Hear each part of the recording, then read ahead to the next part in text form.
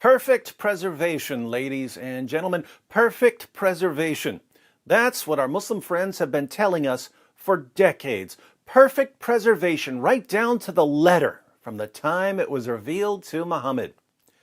Seeking evidence for this claim, we opened their most trusted sources, and we read about entire chapters of the Quran being lost forever, large passages being lost forever, verses being eaten by a sheep, lost forever. How did our Muslim friends respond when we showed them that their own sources repeatedly declare that the Quran was changed over and over and over? They said, perfect preservation right down to the letter. Hatun Tash and Jay Smith went to Speaker's Corner with 26 different Arabic Qurans. Not 26 different translations, 26 different Arabic Qurans.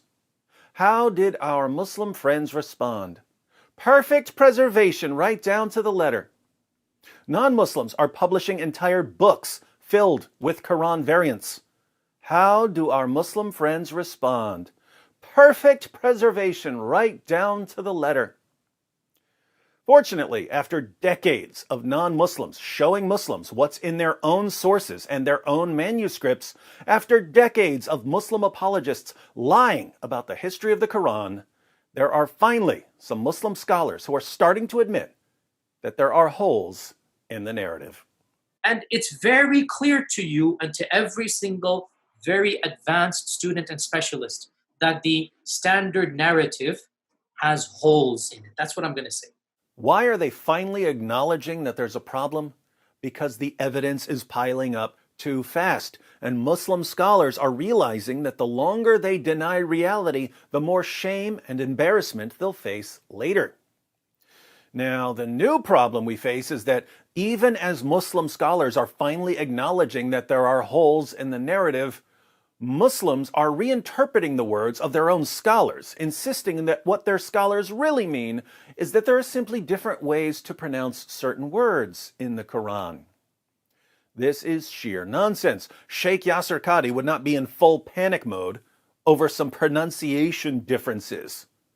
Muhammad Hijab wouldn't have needed to delete an entire section of an interview if all Sheikh Yasser Qadhi had meant was that there are different possible pronunciations of the same word.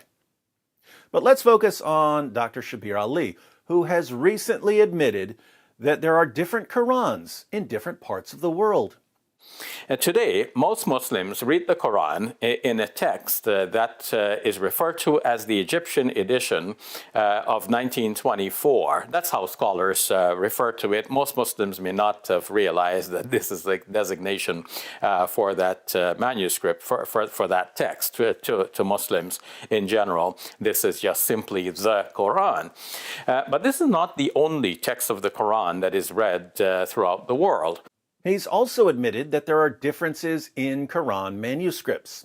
So there was this period in which Muslims had the opportunity to teach others the Quran without insisting on the precise words. Recently, a manuscript has been discovered from Sana'a in Yemen, and it's referred to as the Sana'a manuscript. That manuscript has two layers of Quranic writing. The lower layer has been scraped off, and the upper layer has the Quranic text written over. Now, the upper layer text quite closely corresponds to what Muslims are reading in the world today as the text of the Quran. The lower text that has been scraped off has some variation from what Muslims are reading in today's text. What's disturbing is that even when someone like Dr. Shabir Ali admits that there are different Arabic Qurans, and even when he admits that there are differences in the manuscripts, the Muslims in the comments section are still claiming that all Shabir really means is that there are different pronunciations of the same Arabic words. That's all he means.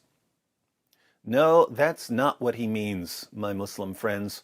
Feel free to contact him and ask him. Send a message to Dr. Shabir Ali and ask, Shabir, when you say that there are differences in the manuscripts, do you only mean that there are different pronunciations of the same Arabic words? Shabir is going to give you an education, because Shabir knows what non-Muslim scholars are finding when they go through manuscripts of the Quran. They're finding missing words, added words, changed words, words moved around, words written over, words erased. It's a giant mess. As an example, yesterday, Dr. Dan Brubaker, a textual critic of Quran manuscripts, posted a video where he shows a single page of a Quran manuscript. He shows that there are no less than 11 textual variants and corrections on that one page. And these aren't simply different pronunciations of the same Arabic word. Let me give you one example of what he means from the video.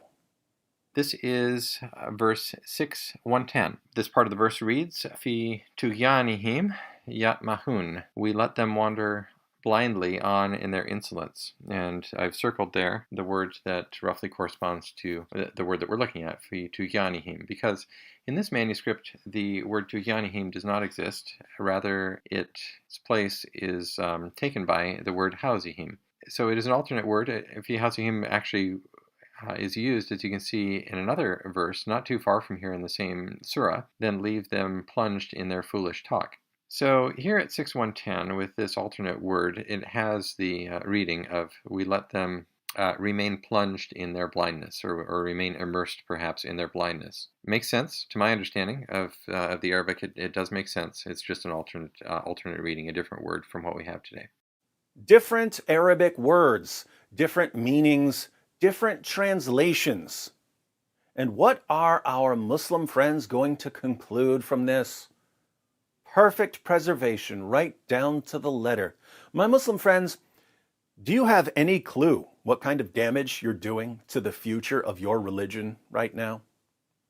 Once this lie has been exposed, possibly the biggest lie in history, the supposed perfect preservation of a book that was repeatedly changed and corrupted. Once this lie has been exposed, we are never going to believe anything you tell us about your religion ever again.